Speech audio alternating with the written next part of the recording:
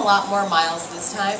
I did a lot more volume base work, and I trained a lot more on the hills, up and down, which I didn't do last time, which I think took some of the sting out of my legs at the end of the race.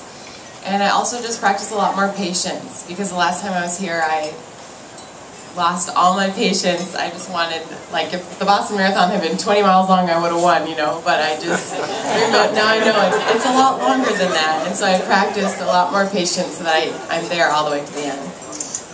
Okay, and almost exactly 1 month ago you placed third in the New York City Half Marathon, so not bad for a race that you're just running as a gauge. How did you feel coming off of that race, and did you make any tweaks since then?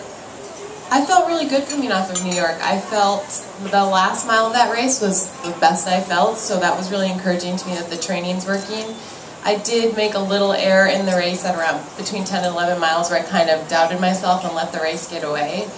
But I think it was a really good step. It was really my first, I felt, real effort since my son was born, and so I just came home and just like kind of poured it into 2 more really hard weeks of training before I started my taper, and it helped motivate me.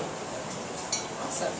So we've read, I think some of the people in the crowd here too read your blog religiously. So we know that you like to pick a power word when you're going into a race. What's the power word for Boston?